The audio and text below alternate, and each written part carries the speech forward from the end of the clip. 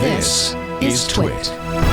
Yeah, so back on episode 264 of this very show, I spoke to the CEO of DoNotPay, a website or a service rather that aims itself at trying to save you money, to help you get refunds, to help you get money back in all sorts of way, try to cut back on the cost of tickets. I mean, all sorts of stuff. DoNotPay is aiming to help you get all of that stuff figured out. But I brought the CEO of DoNotPay onto the show because at the time they were experimenting with the with ChatGPT, with OpenAI, to try and use ChatGPT in a court case. So the idea was that someone would say have a ticket and they had a hearing for the ticket. And so they go to the courtroom and they've got some sort of wireless device in their ear and it's able to listen to the court case and then using all of the trained machine that DoNotPay has, be able to provide responses on what you should say to in some way get out of that ticket. So kind of an interesting and compelling idea. And it's no surprise that Joshua Browder, the CEO of DoNotPay, was thinking about doing that. However, on Wednesday, so yesterday, as we record this show on Thursday, Joshua Browder said, look, we were thinking about doing that, but we're going to not worry about doing that for now.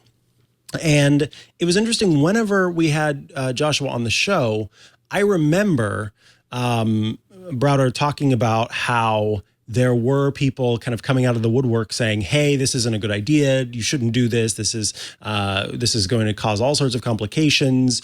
And it could, you could find yourself embroiled in all sorts of legal battles, et cetera, et cetera, et cetera. And so on Wednesday said, hey, look, we're not going to do this. Instead, we are going to focus on kind of our original goal and our original, value proposition of helping individuals save money in the way that is a more automated approach. So as an example, there are, along with going to, say, Comcast and getting some money taken off of your bill, or having a bank's overdraft removed from your account, that kind of thing, overdraft fee removed from your account. There are lots of different processes that involve just forms. You are pretty much just filling out forms. And what the company realized is we could fill out those forms without an individual who could otherwise not afford a lawyer, for example. We could help you fill out those forms and get you what you need without involving that. And I love this quote from Browder. It says, there are lots of good lawyers doing great work, such as human rights lawyers and Supreme Court lawyers. But there are others who are on billboards charging hundreds of dollars for copying and pasting documents. And those are the ones that we want to replace. That made me happy, because it is one of these systems where it almost reminds me of the US tax code, and how at the end of the year we have to file our taxes. And there have been a number of independent investigations and reports about how tax preparation software has a bunch of money in lobbying to continue to make it complicated for people to file their taxes, so that they can continue to make money off of people at the end of every year or the start of the new year, for people needing to file their taxes who would otherwise not, know what they were supposed to do. And it's so unfair and frustrating and just upsetting that we're being taken advantage of regularly, and not a whole lot of people know enough about it to realize that's going on. And I feel that the same thing applies here. If most of the time it's just filling out a few forms, and it's just that there are some people who know how to fill out those forms and some people who don't, Heck yeah, let's make that an automated process. Heck yeah, let's make that more accessible so that people aren't going broke trying to prevent themselves from going broke. So I'm glad in that way that DoNotPay is returning focus on the stuff that makes sense for now, but they do plan to continue using OpenAI and GPT as part of the system. So one example that they talked about is that there is a thing called CPT codes. And CPT codes are kind of the price of different procedures and medical line items. Basically, if you go to the doctor and you have these services done, here's what it would cost.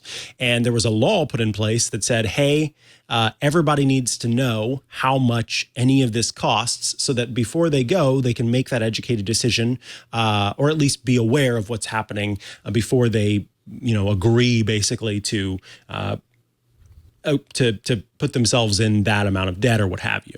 But the healthcare industry, it seems, in many ways, they have followed the letter of the law.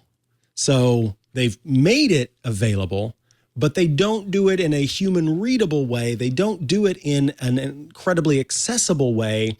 And they've basically just done the bare minimum in many cases, not in every case, but in many cases. And so the GPT, what it would be good at doing and what it is good at doing, according to Bowden, is being able to go in, pull all of that information, process it, parse it, and understand what it actually means, and then use that to inform the patient actually how much it would cost, and then also factor in things like insurance and what have you. So there's lots of this kind of processing and I'm doing a hand movement for those who are listening and this chewing that GPT is able to do to make it easier for people to understand. Bowden talked about what the future looks like for DoNotPay. And it was a very interesting idea because Bowden actually did talk about it whenever he joined us for the show. I keep saying Bowden, it's Bowder, excuse me. Bowder did talk about it when he joined us for the show, that instead of having this situation where I go to the DoNotPay website and I kind of look through the list of things and try to find something that works for me that I need to fix, instead, it is kind of like a little AI, and he does call it a little AI lawyer sitting on your shoulder, an AI clippy, sitting on your shoulder and letting you know. And this was kind of a wild concept. This was the quote that the AI would kind of say. It says, I've been monitoring your internet speed. It was too slow and I got you a refund. So imagine not only having the AI kind of there to actively let you know, hey, this is going on. Do you want to fill out this form and do this? No, you could find out, the next day when you wake up, you check in and it turns out that already happened, already got you a refund, got you some money back. And again, I love the awareness here from the Fast Company article again, quote, that's what these big corporations have. They have whole legal departments, a general counsel, and that's what we want to bring to the consumer.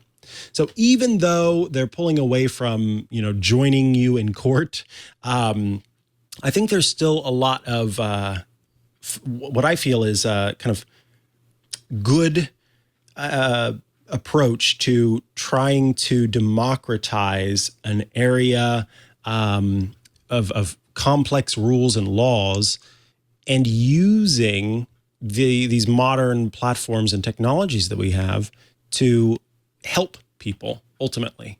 That's just a good thing in general. So I'm going to continue watching DoNotPay and keep an eye on what the company is doing and how they're helping people save money, because I think that it is it's, at least in its current state, something that is for the good of people, and that's cool to me. And it's not just saving money either. He mentioned in this article that 2 weeks ago they released their first GPT-based product on their website, which is basically all about terms and conditions and lease agreements. So you can feed in your agreement or your TOS, and the GPT system will find all the red flags and explain those things to the consumer. So, something we've talked about on the network for years is how complicated terms of service are, how most people just blaze over them because they're so long and detailed. Like who is going to sit there and pick it apart? And it's a lot to expect any average user to do that with each and everything they ever use. And so a GPT system could actually take a look at it and be like, all right, most of this, not anything to be concerned with, but there are these 2 points, something about your data, blah, blah, blah, blah, and explaining that to you so that at the very least, you're more informed than you would be if you had just skipped through it. Or, lease agreements is another example. I think that's really fantastic use of the technology. I love that. He said it's only been live for a few weeks. They've already done 10,000 terms of service through the system. So I'm super curious to check that out as well.